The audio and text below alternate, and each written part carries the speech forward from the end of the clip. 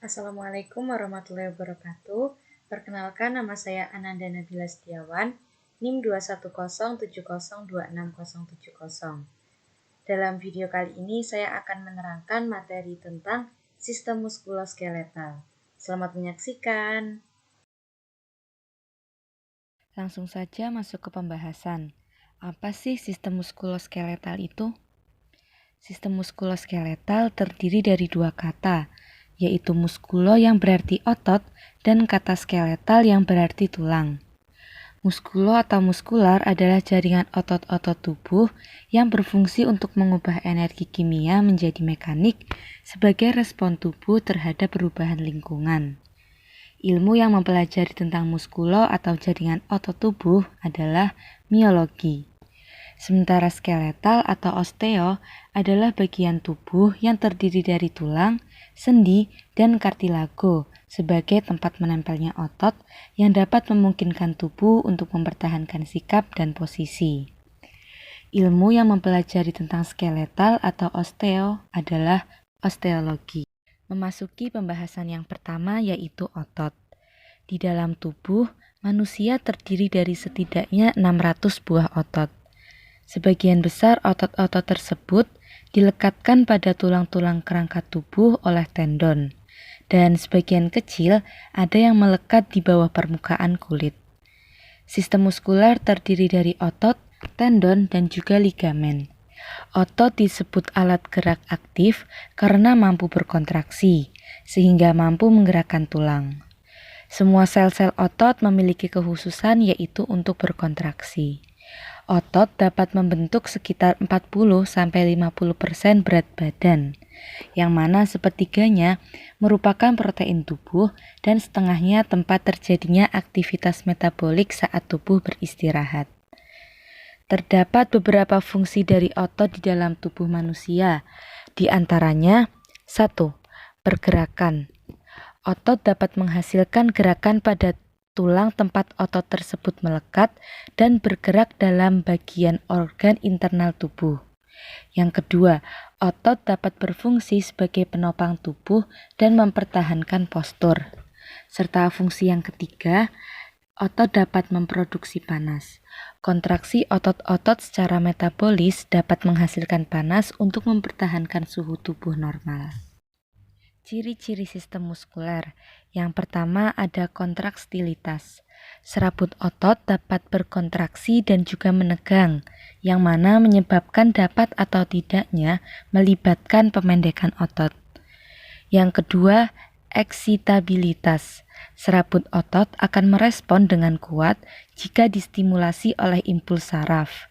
Yang ketiga, ekstensibilitas. Serabut otot memiliki kemampuan untuk menegang melebihi panjang otot saat rileks. Dan ciri yang terakhir yaitu elastisitas. Serabut otot dapat kembali ke ukuran semula setelah berkontraksi ataupun meregang. Jenis-jenis otot dibagi menjadi 3, yaitu otot rangka, otot polos, dan otot jantung. Otot rangka memiliki ciri-ciri, yaitu banyaknya inti, melekat pada tulang, sebagai sumber Ca2+ dari retikulum sarkoplasma, sumber dari metabolisme aerobik dan juga anaerobik. Saat berkontraksi awal bekerja secara cepat, mengalami tetani dan juga mudah lelah. Selanjutnya yaitu otot polos. Otot ini memiliki satu inti yang berada di tengah. Serat ototnya polos atau tidak berserat, terdapat di organ tubuh dalam. Sebagai sumber Ca2+ dari CES, sebagai sumber energi terutama saat metabolisme aerobik. Saat berkontraksi bekerja secara lambat dan tahan terhadap kelelahan. Dan jenis yang ketiga yaitu otot jantung. Otot ini memiliki inti yang berada di tengah. Serat ototnya berserat hanya ada di jantung sebagai sumber Ca2+ dari CES dan retikulum sarkoplasma, sumber energi saat metabolisme aerobik, awal berkontraksi lambat, dan tahan terhadap kelelahan.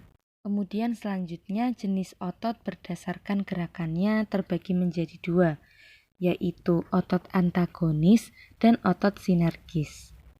Otot antagonis yaitu hubungan antar otot yang cara kerjanya bertolak belakang atau tidak searah dapat menimbulkan gerak berlawanan. Contohnya, ekstensor atau meluruskan dengan fleksor atau membengkokkan. Contoh lainnya yaitu otot bisep dan juga tricep. Lalu ada gerakan depresor atau gerakan ke bawah dengan elevator gerakan ke atas. Contohnya pada gerak kepala menunduk dan juga menengadah. Jenis otot yang kedua yaitu otot sinergis. Hubungan antar otot yang cara kerjanya saling mendukung atau bekerja sama, yang dapat menimbulkan gerakan searah. Contohnya yaitu pronator teres dan pronator quadrus. Macam-macam gerakan otot. Yang pertama ada fleksor atau bengkok dengan ekstensor atau meluruskan. Yang kedua, supinasi atau menengadah dengan pronasi atau terkelungkup. Yang ketiga, depresor atau menurunkan dan levator menaikkan. Selanjutnya ada sinergis atau searah, kebalikan dengan antagonis atau berlawanan. Dilatator melebarkan dan konstriktor menyempitkan. Dan yang terakhir ada aduktor mendekatkan dan abduktor menjauhkan. Nah, berikut ini adalah contoh dari macam-macam gerakan otot. Ada yang meluruskan, menurunkan, membengkokkan, menjauhkan, dan mendekatkan. Struktur penyusun otot terdiri dari miofibril, sarkomer, aktin, miosin, dan juga troponin. Miofibril ini merupakan komponen yang berbentuk silindris yang memanjang sepanjang otot lurik dan mengandung filamen aktin dan juga miosin. Sarkomer merupakan unit struktural dan fungsional terkecil dari kontraksi otot pada miofibril. Yang ketiga yaitu aktin, merupakan filamen kontraktil yang tipis serta memiliki sisi aktif dan situs pengikatan. Yang keempat yaitu miosin, merupakan komponen otot berupa protein filamen yang lebih tebal dan memiliki penonjolan yang dikenal dengan kepala miosin. Dan struktur otot yang terakhir yaitu troponin, merupakan protein kompleks yang melekat pada trombomiosin. Tendon. Tendon adalah tali atau urat daging yang kuat yang bersifat fleksibel, terbuat dari fibros protein atau kolagen. Tendon berfungsi untuk melekatkan tulang dengan otot atau otot dengan otot. Berdasarkan cara melekatnya pada tulang, tendon dibedakan menjadi dua, yaitu origo, merupakan tendon yang melekat pada tulang yang tidak berubah kedudukannya ketika otot sedang berkontraksi. Dan yang kedua yaitu inersio, merupakan tendon yang melekat pada tulang yang bergerak ketika otot berkontraksi. Dapat dilihat gambar letak dari origo dan juga inersio pada garis yang telah sesuai. Ligamen. Ligamen adalah pembalut atau selubung yang sangat kuat, merupakan jaringan elastis penghubung yang terdiri atas kolagen.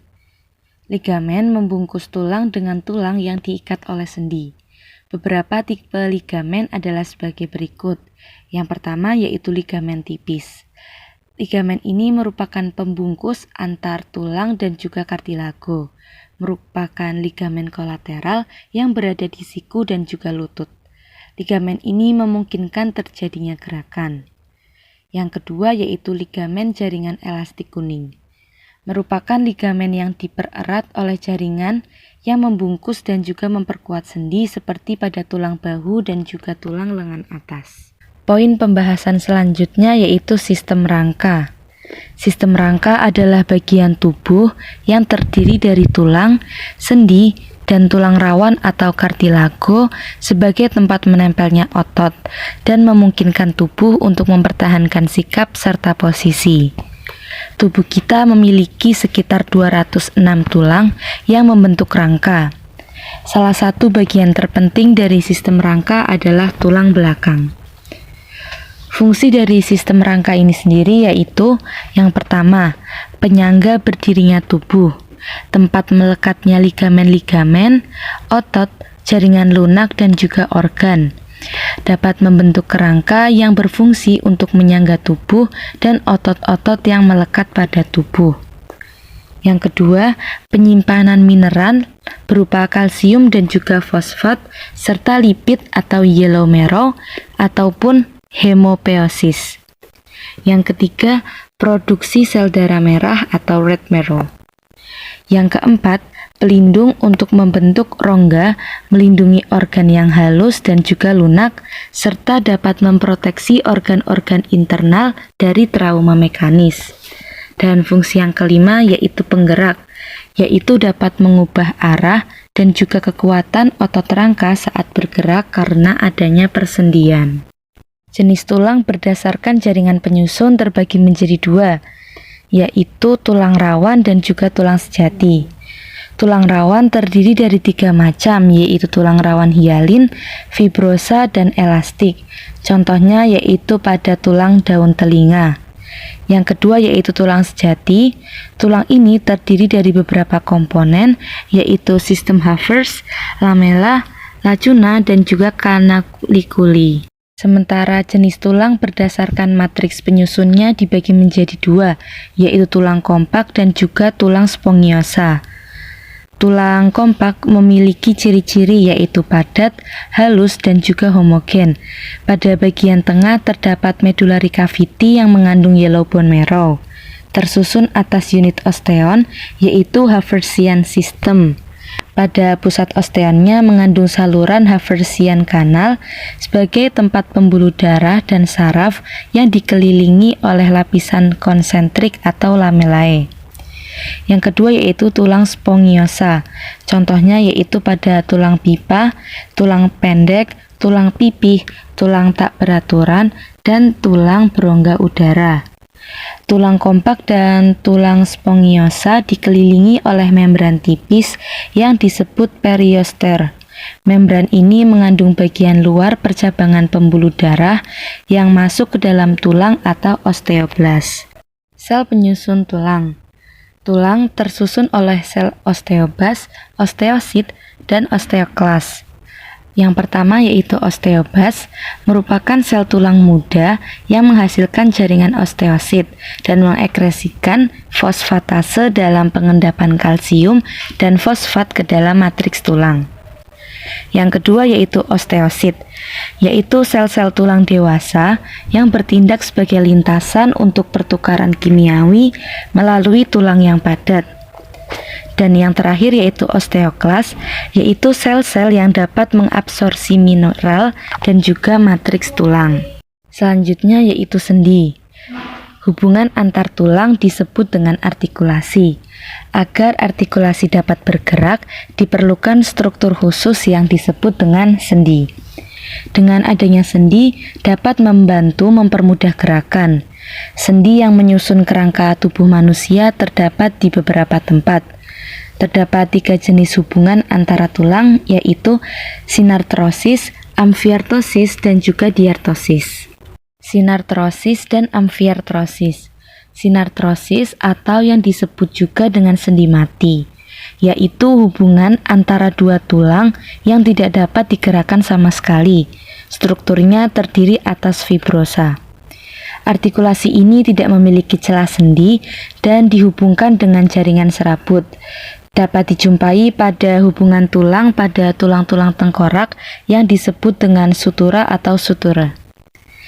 Amfiartosis yaitu hubungan antara 2 tulang yang dapat digerakkan secara terbatas. Artikulasi ini dihubungkan dengan kartilago. Dijumpai pada hubungan ruas-ruas tulang belakang, yaitu tulang rusuk depan dengan tulang rusuk belakang. Amfiartosis sering juga disebut dengan sendi kaku. Dan materi terakhir yaitu diartosis. Hubungan antara 2 tulang yang dapat digerakkan secara leluasa atau tidak terbatas, terdiri dari struktur sinovial. Untuk melindungi bagian ujung-ujung tulang sendi, di daerah persendian terdapat rongga yang berisi minyak sendi atau cairan sinovial yang berfungsi sebagai pelumas sendi. Macam-macam dari diartosis yaitu yang pertama, sendi engsel, yaitu gerakan satu arah. Contohnya yaitu hubungan tulang pada siku dan pada lutut. Yang kedua yaitu sendi putar, yaitu gerakan salah satu tulang berputar. Contohnya rotasi pada kepala. Yang ketiga sendi pelana, yaitu gerakan dua sumbu. Contohnya yaitu gerakan pada ibu jari tangan kita.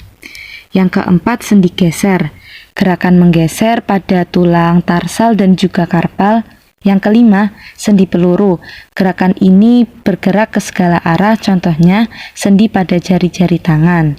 Dan yang keenam, sendi luncur. Gerakan badan membungkuk ke depan dan juga ke belakang.